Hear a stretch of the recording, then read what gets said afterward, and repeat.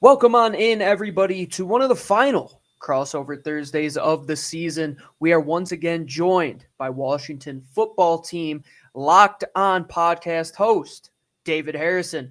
David, how's it going, my friend? I know it was a rough outing for the Washington football team last week, and it Yeah. seems like we just met less than a week and a half ago, but this time we will be meeting on Sunday. How are you feeling going into this one and final division game for Washington?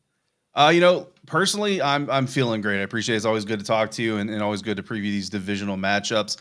From a Washington football team standpoint, I think a little bit. There's got to be a little bit of deflation going on there, and the team 2-6 entering into the bye, they increase their record unseat the Super Bowl champions, defeat them coming out of their bye week, have some really strong wins against some playoff competitive teams, and then even their record out to 6-6 and promptly lose three in a row to drop to 6-9. And here we are.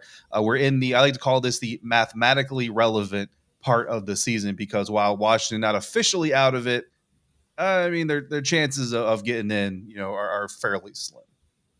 Yeah, it's one of those ones where you look on Sunday and at the bottom of the in the hunt graphic, you're still there saying, how do I Right. have a chance? Well, these other teams have 8 wins. And it seems you guys started 2-6. The Eagles started 2-5. Both teams kind of changed their fortune around in that middle of the season. And then the last couple weeks, it just seems to have gone two different directions. A lot to do with COVID and what happened a couple weeks ago against the Eagles with that delay in the football game. But these NFC East matchups, they're never easy. And it looks like Washington is getting healthier. The Eagles are getting healthier down the stretch here. And do you have a better feeling Sunday than you did, let's say, last Sunday against Dallas and even on Tuesday the week before that? Definitely a better feeling than going against the Dallas Cowboys, and a little bit better than going against the Eagles. Again, you do have some a smaller COVID-19 list that's always going to be helpful. You still have some concerning injuries, for the team to work through. William Jackson, the third, didn't participate in practice on Wednesday for Washington. He's a guy who missed the Dallas Cowboys game, didn't practice at all the week leading up to the Cowboys game, so obviously still hampered by that calf injury. Looked more like an Achilles injury, but it's listed as a calf injury. Sam Cosmi, their offensive lineman. The offensive line, except for against the Dallas Cowboys, really, especially, has been a bright spot for the team, if you want to call it that. And Sam Cosmi being out for an illness, not COVID, but it's still an illness. It's flu season, so you don't know. That's something you can't really predict how that's going to work. And then Montez Sweat not at practice for personal reasons, and again, those are usually undisclosed as they should be. That's personal business and not media business unless he wants to make it media business. But again, with personal matters, you look at Calvin Ridley with the Atlanta Falcons. That's a prime example. You don't know how to predict that moving forward. But they have guys like Antonio Gibson, Curtis Samuel. It's a hamstring limited on Wednesday, so you have some hope that he's going to be back there. But bottom line is this team much less stricken with injuries and COVID issues than they were the last time these two teams really are met at this point in time. Again, mathematically still in it. Realistically, it's a very big long shot. We saw some infighting right against Dallas, during the Dallas Cowboys game. So you really kind of wonder just how much juice does this team have left, and we're going to start to find that out Sunday against the Philadelphia Eagles.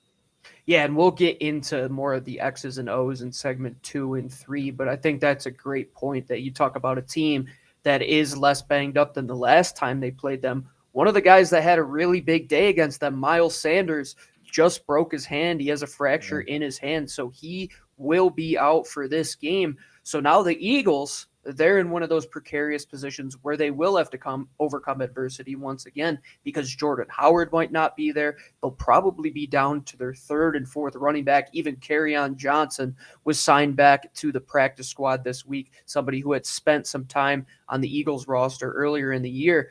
But this is the time now in week 17 where they're going to have to play an additional game in week 18, where we've seen teams kind of find their way towards the end of the season being the walking wounded. And it seems like we're here again with a big game in hand for the Eagles and for Washington. They could play spoiler. And how much stock do you put into that? Playing spoiler for this team. How good would it feel for Washington to beat the Eagles come Sunday? I mean, I think it's something, you know what I mean? And I Mhm. think internally, I think when you're the Washington football team in this scenario, in this situation, you have to be more internally motivated, but there's nothing wrong with looking out there and saying, look, we can keep a division rival from being, in the postseason. And the fans have been a big part of the conversation all season long for the Washington football team, going back to the preseason and during the early part of the offseason with the name change, upcoming, and the new logo and all that stuff still to be revealed. And even during the winning streak, the fans weren't necessarily coming back to FedEx Field in droves the way that maybe people had hoped kind of they would. More fans were at the Dallas Cowboys game, and then that kind of started off in disaster, eventually ended up in a loss, even though they kind of made it close there towards the end. So that didn't help matters either. This is the last home game. I mean, even if Washington makes it into the play, let's say they beat Philly, they beat New York, and then the laundry list of things that have to happen in order for Washington to get in with 9 losses, even after winning out the last 2 games of the season. If those things happen, you're the 7th seed. You're a wild card team. You're not hosting a playoff game. So this is the last game the Washington football team under that name will play in FedEx Field. That's a That's very good point. Yeah, yeah, that's a fair point because the Eagles a couple weeks ago they played the Giants on Michael Strahan Day. So I yeah. know I'm very superstitious myself. So you can have a bad loss at the hands of a team that, like you said, this is legitimately one of the last times they could actually be the Washington football team. And now I'm going to have that in the back of my head when I'm looking at who I got to bet for this weekend. And Yeah. I was looking at that line a couple weeks ago, and it was a multi-point line. It was a 2-digit line in that game. Mhm. And it seems like it's going to be a little closer this week. And we'll talk about the X's and O's, David and myself. When we get back, I will be asking David about the Washington football team and who they will be lining up against the Birds. And like I just mentioned, I will be betting this game because I always bet every NFC East matchup. This is really where you find out if you know the teams in your division and know who you're talking about, because you want to be as on par as you can, and you draft to beat your division. You also bet in the best sports book possible, and that's betonline.ag. And they have you covered all season long. Like I said a couple weeks ago, I hit a plus 800 prop on betonline.ag. You could literally make whatever prop in the world you want. Just go to their new interface, the number one interface out there for any sports book. I've been gambling now for almost 10 years. This is by far the best one. You can get 50% towards your first bonus deposit by using the promo code Locked On. That's LOCKEDON. So if you put in $100, they'll give you 50 additional dollars to bet on basketball, football, NHL, boxing, UFC, whatever sport you like. I bet some soccer today. There's everything and anything you can imagine on Bet Online. Fastest and easiest way to bet. You can do it on your phone, do it on your computer, laptop. Just go to betonline.ag. Use the promo code Locked On. That's LOCKEDON. Bet Online, where the game starts. All right, everybody, welcome on back to one of the final crossover Thursdays, and the final crossover Thursday with the Washington football team. Gino Camilleri, host of the Locked On Eagles podcast, your first listen of each and every day. And for all the Washington football team fans, I hope you're checking out David Harrison and the Locked On Washington football team podcast each and every day. You know where to get the podcast by now, but we are talking matchups in the NFC East here, David. A couple weeks ago on Tuesday, a lot of that team was out for Washington. Give us some names that will be seeing the field this Sunday that the Eagles didn't have a chance to face on Tuesday, and where they might have the biggest bump because of these newly added names. Yeah, I mean, I think that when you look at the team, for one, the preparation ability and the opportunity to work together and to get better together as much as possible is going to be the biggest improvement. But you look at the offensive line and the potential to get a little bit healthier there. And again, Sam Cosmi out with that illness on Wednesday in practice. You kind of hope it runs its course the way the normal illnesses do, and he'll be back on the field. But again, we don't know 100% on what that's going to look like. And then the secondary, if the Philadelphia Eagles running game is hampered, by some of these injuries and loss of some of these running backs, then what you hope is that top 10 ranked rushing defense for Washington football team, even without Chase Young, assuming again Montez Sweat comes back to the team with his personal issue and is on the field, and then Jonathan Allen and Deron Payne can get over their personal or professional issues that they had, and they hashed out a little bit on the Cowboys sideline. Both of them, basically said it is what it is. It's over. Jonathan Allen said he didn't carry it in the locker room. Deron Payne said it's like brothers, brothers fight, and unfortunately, these brothers live under the national spotlight. So when they fight, it's really big news.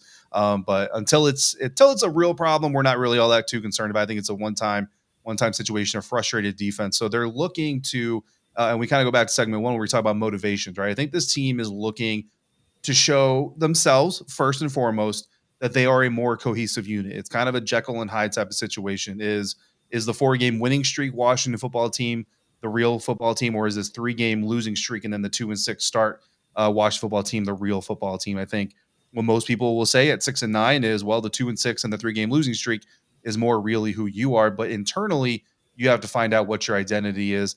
This is an opportunity for this team to go down fighting, even if you don't win, even if you don't make the playoffs. Give yourself the best chance that you possibly can. And this is a matchup we talked about against again before the last matchup. This is a matchup where it's strength on strength. The Eagles like to run the ball. The Washington football team likes to stop the run game, and then you turn the ball over to Taylor Heineke, the quarterback.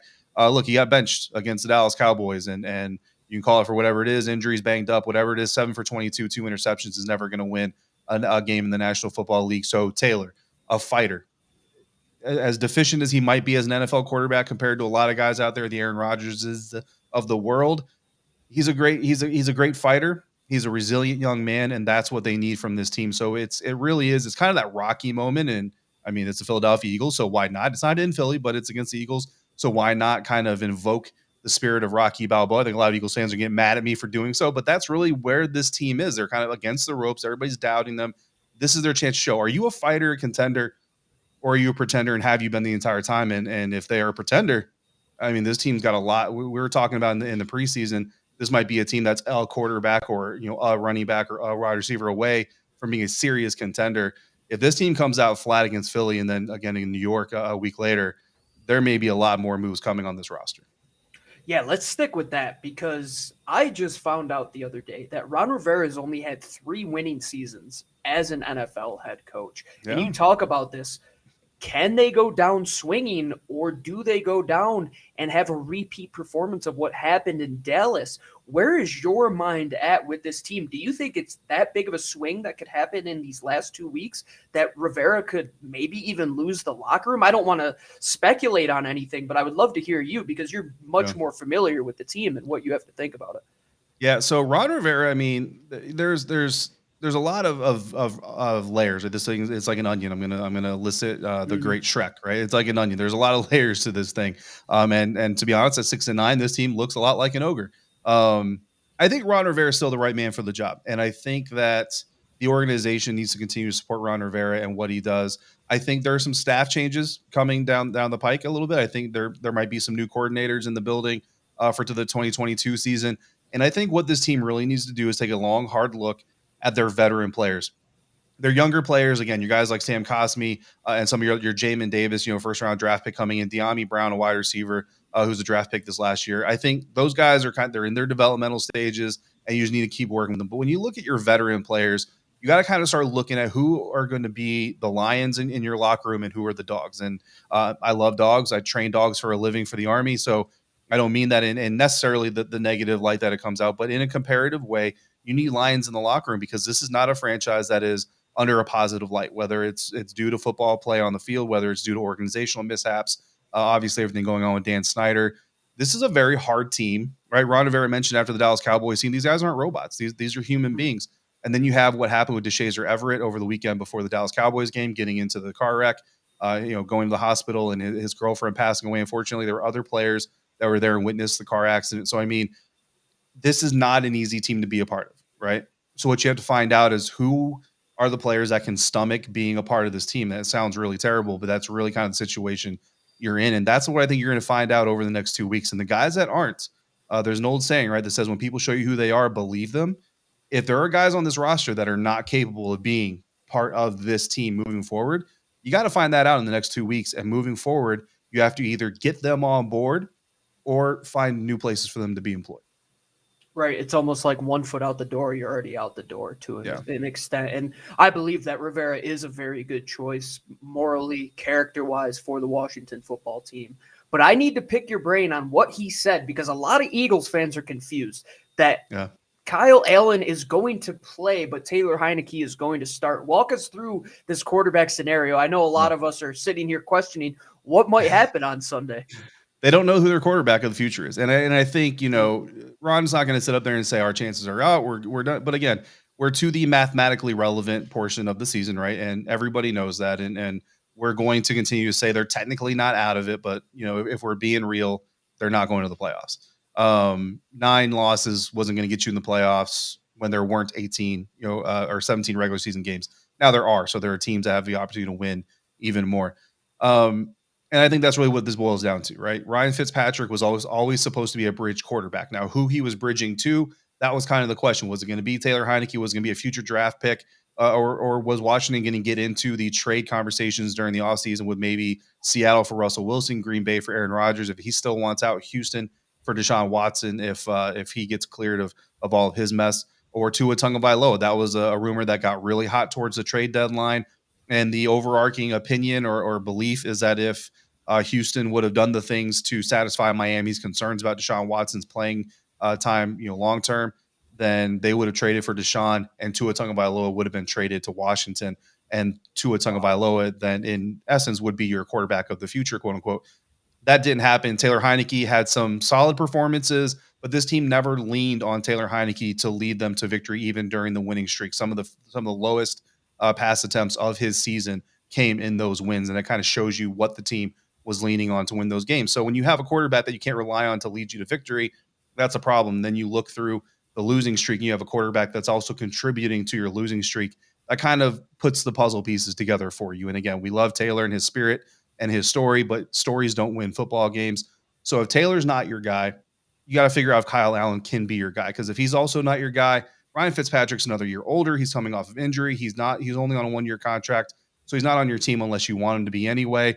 Where does this team go at the quarterback position? Because you got a star in Terry McLaurin that quite honestly is being wasted with a lack of solid quarterback option in Washington. Yeah, let's stick on the passing game because I firmly believe that if you're going to beat this Eagles team, it's going to come at the hands of Terry McLaurin, who had a big catch over Darius Slay. And I want to point out, why didn't Antonio Gibson get involved in the pass game more against the Eagles the last go around? I really feel like you saw what he could do in that Dallas game. Do you feel like he'll be a bigger impact? Because on the ground, they held them to sub 50 yards last game. Yeah. Do you think that might be the way forward for the Washington offense coming into Sunday? I would like for it to be. That's something Scott Turner, Washington's offensive coordinator, that's a conversation we've had all season, Chris and I over at the Locked on Washington Football Team podcast, is that you have two running backs in Antonio Gibson, J.D. McKissick, who unfortunately has been dealing with injuries, but both of them are former wide receivers. Both of them are converted into running backs. So why aren't both of them kind of getting used more in the passing game? And they get used a little bit. And J.D. McKissick gets used more in the passing game than Antonio Gibson does. I would like to see that happen more often. I brought up the idea of you have Taylor Heineke, who's an athletic quarterback that can run. He's not Patrick Mahomes or Lamar Jackson, but he can run the ball. And you have Antonio Gibson, J.D. McKissick. Line all three of them up in the backfield. Do some play action, do some misdirection, force defenses to really kind of make a decision and maybe open up some gaps for either Taylor to run the ball or for a pass to open up somewhere else. We haven't really kind of seen that level of creativity. We saw a little bit more creativity from Scott Turner's offense coming out of the bye week. And then during that win streak, it kind of seemed to go a little bit. And it kind of looked like Scott was starting to cater his offense a little bit more to what Taylor brings to the field. But then again, you go back to the losing streak, they kind of bring everything in, tighten it all back up, go back to that kind of traditional Scott Turner offense. And that really doesn't accentuate Antonio Gibson's abilities as a pass catcher, while Jarrett Patterson is getting a little bit more involved as a running back. And I agree. I would like to see Antonio Gibson more involved in the passing game. Until we start seeing it, it's hard to believe that it's going to start happening this late in the season. But I would like to start. So I agree with you from when you're watching this team. I don't know why it's not happening. I would like to see it happening. I just don't have confidence in it happening until I see it actually taking place.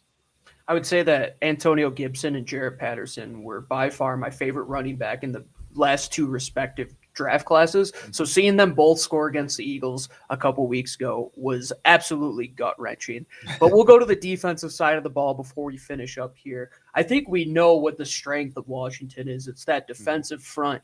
If you're going to give me one guy that we're going to see on Sunday, but also could be an under-the-radar guy moving forward into 22-23, who is one player that you could see being the X factor for this game, but also being an instrumental piece moving forward for Washington? I think I got it with Deron Payne. And, Jonathan Allen is a known commodity there, defensive tackle. Montez Sweat. I would like to go Montez Sweat, but again, with that personal issue, I don't know what it is. I don't know if it's going to keep him off the field this Sunday. So I don't want to say that. Chase Young obviously is not going to play in this game because of his injury. But Deron Payne, I mean, look, the way that fight on the sideline, if you want to call it that, the scuffle turned out, it looked like Jonathan Allen was basically calling him out. And these are two guys that played collegiately together in Alabama. They're obviously playing together in Washington. Jonathan Allen's obviously had a better start to his career than Deron Payne has, but Deron Payne is still a guy who has talent, some effort. Knocks have been used against him, and that's kind of what I talk about when you talk about who really wants to be a part of this team that is surrounded by turmoil and help the turmoil get settled by playing well on the field. If Deron Payne doesn't want to be a part of that process, then maybe the team needs to move on from him. This is an opportunity for him to come back and show that he is going to be a key element to this team, finding a way to right all the things that are ailing them right now, and coming in against a division rival again with not a whole lot on the line, quote unquote, but still playing your heart out. That's a great way to start showing this coaching staff and the front office that you deserve to be a part of this team moving forward and that you want to be a part of this team moving forward. So I'm looking at him.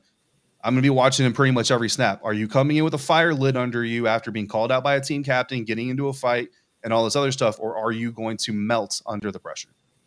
That's a great way to put it, David. And I will ask you one final question. If the Washington football team is going to win this game on Sunday, what unit, offense or defense, has to play A-plus football? It's Taylor Heineke has to play A-plus football. I mean, I would like to say quarterback in general, but I think Taylor Heineke, Kyle Allen, again, he's going to get on the field apparently, and that's all well and fine. But I think Taylor Heineke is going to be the guy that really kind of gets this thing kicked off. And this team hasn't shown a lot of ability to get back and get right. If they fall behind, they've had some comebacks and all that stuff, but they're not coming back and winning a lot of these games. So if Taylor Heineke gets out there and starts them off on a bad note with an interception or a fumble or just not moving the ball, then I think the potential for the Philadelphia Eagles to come out, put some points on the board early is there. And if that happens, this team just hasn't shown the ability to catch back up. Well, that will do it for David being on the burner, answering the question about Washington football team. When we come back, it will be David asking me about the Philadelphia Eagles, who have a chance to wrap up a playoff spot on Sunday.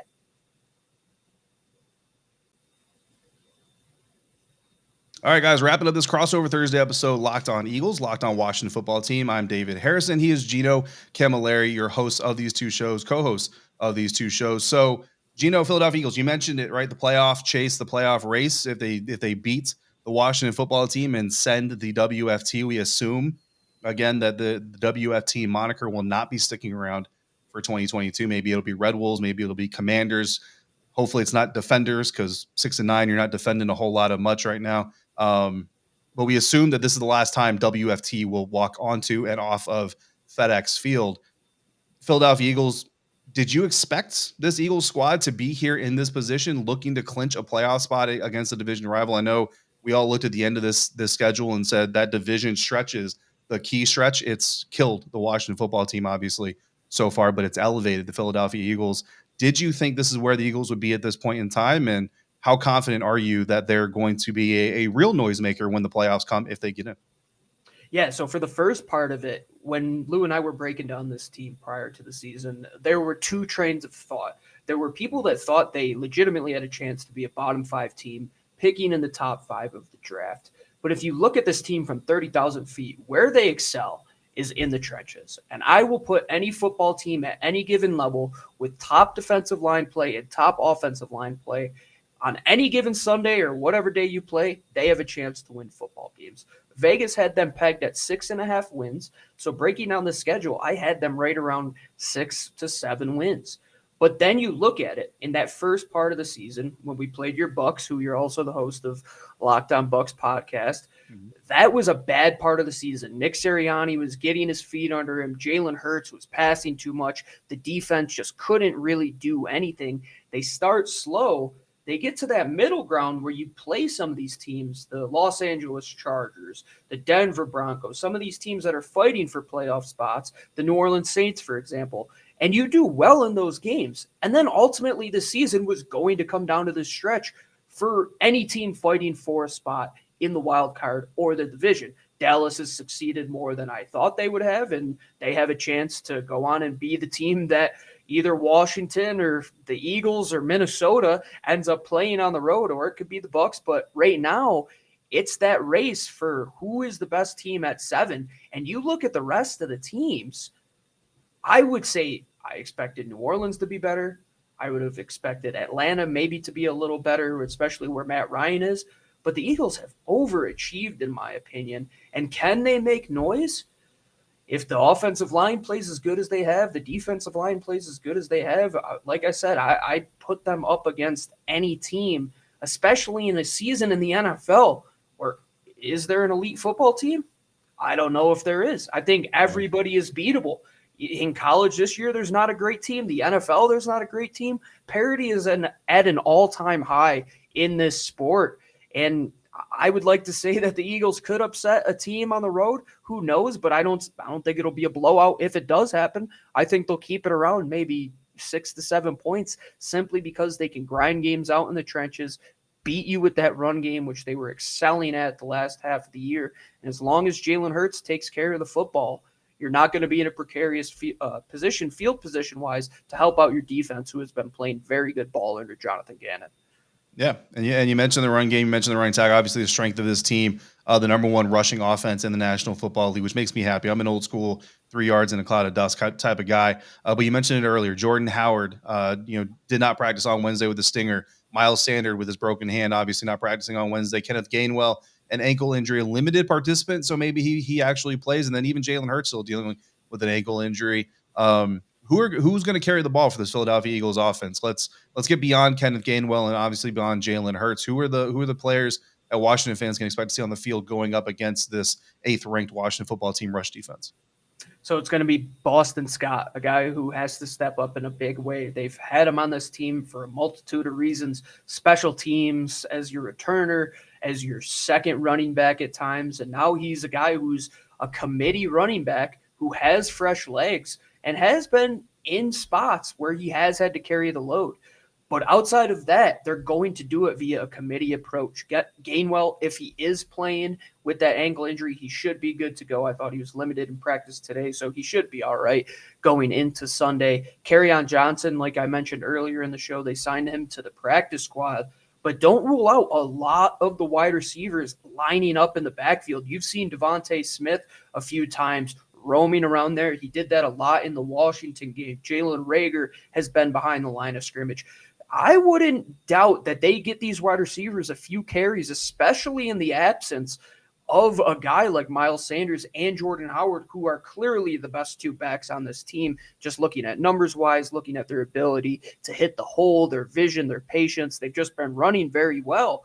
But how do you spread that around? You just give everybody a chance to do so. And if you could get Washington out on the edges with that attacking front where they like to get at you, you're going to have to be able to get past the edge. And I trust Jeff Stoutland to block up those edges for those athletic wide receivers if it comes down to that, which I really think there's going to be a lot of motion, jet motion, orbit motion, whatever you want to throw back there. Those guys will be in the backfield.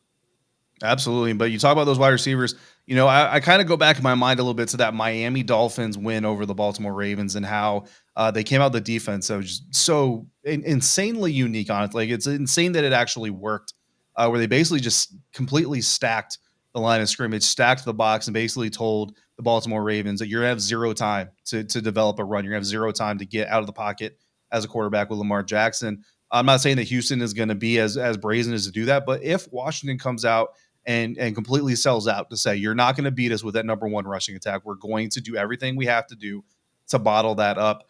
Can guys like Quez Watkins, Devontae Smith, Jalen Reagor get out there, get open, get into their routes in time for Jalen Hurts to possibly find them? And do you have confidence Jalen Hurts can do the quarterback job as a passer and still be effective enough to put up, I would say, 17 to 20 points minimum in order to win this game? If he does what he did in that first quarter against Washington and the first half against the Giants and then that complete game against the Giants before that, absolutely not.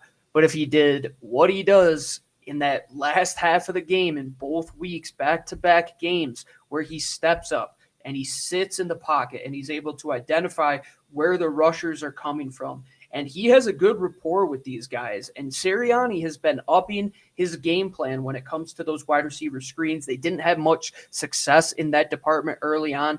Things have been turning around a little bit. They like to work that tight end screen in, which I believe is probably the best way to combat a very attacking front, because if Goddard even just shows 3-point stance, gets up in the face of the defensive end, and then just pops out, he could break one of those tight end screens for 20 yards. And if that's going to be the MO of Washington, I completely think that Nick Sirianni will do what is best for Jalen Hurts and get that ball out quick out of his hands. Because if he does get hit, he will tend to press. He will tend to make bad decisions. But if he is able to read the game quick, see who his open guy is pre-snap, which if you're going to put that many guys up in the box, you're going to see those pre-snap lineups, and it's going to be pretty easy. If you have one guy on the outside, where's your man look? Who's your man beater? Oh, well, you have Devontae Smith, who has an unbelievable release and can get off the line of scrimmage with ratherly good success. You're going to look to those guys in those shorter areas. You look at Devontae Smith, a lot of his targets are downfield. Same with Quez Watkins, same with Jalen Reagor in those intermediate to deep areas. Do they combat that by bringing those guys in, playing more zone passing attacks where they just have to find those soft areas? I'll be intrigued, David, because we're still answering these questions on Jalen Hurts. Like, can he do that? I don't know. I don't know how to give you a definitive answer because he hasn't faced all of these different looks. He faced a banged-up Washington team a couple weeks ago, still had a little bit of a downfall in that first quarter, and then turned it around. Who knows what they can do with the defense that does have as many weapons as Washington does. But when you have athletes on the field and guys that could get open one-on-one, I give this team a chance against anybody, and especially you said Will Jackson could be out. You kind of want to target those matchups. That's one of the places I would look to a guy like Quez Watkins, a guy like Jalen Reagor. So I thought that's a very great point from you. Absolutely. And then you look at the Philadelphia Eagles currently sitting in the 7th spot. The Washington football team was just there a couple weeks ago, and it just seems like it's an entirely different situation surrounding WFT just 2 weeks later than what is potentially surrounding the Philadelphia Eagles. The Eagles are favored to win this game. I think there's a lot of obvious reasons why they're favored to. I mean, Washington seems to be reeling while Philadelphia seems to be trying not to be too much of a pun, but flying high a little bit. Granted, some injuries may threaten to kind of ground that a little bit here. I'm just going to roll with the puns apparently just throughout this entire last question. But looking at everything that's happening right now, traditionally we ask you, and you just asked me, what does Philadelphia have to do to win this game, or how do they win this game? I actually want to flip that a little bit. If Philadelphia loses, let's predict a loss here for Philadelphia. If they lose, go into your Monday episode. Why did they lose this game?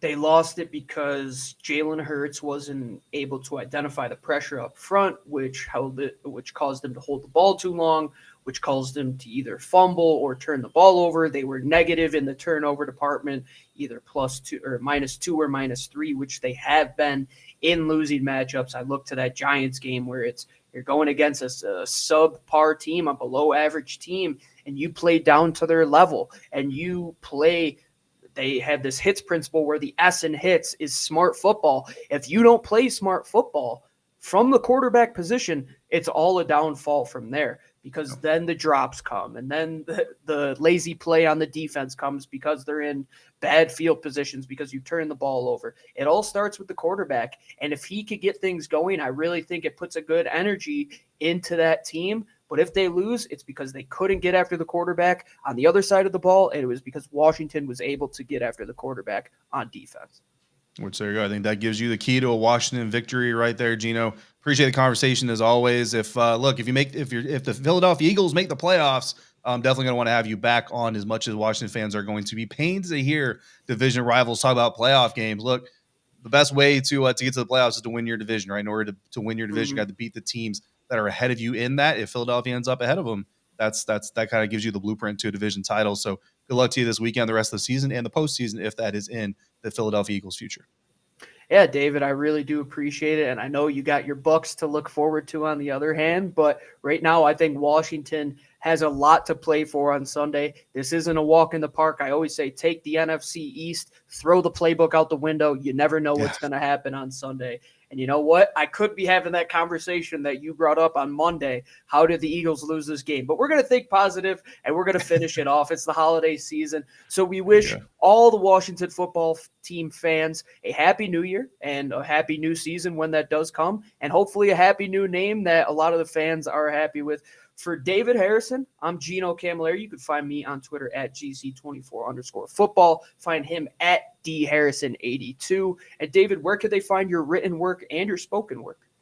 Yeah, I'm covering the Washington football team for SI.com. So you just head over there and go to the Fan Nation and find the coverage there. And if you want Buccaneers coverage, at Locked On Bucs 5 days a week, and that's on YouTube as well. If you want to see my ugly mug covering the Tampa Bay Buccaneers in audio format, at Locked WFT Pod.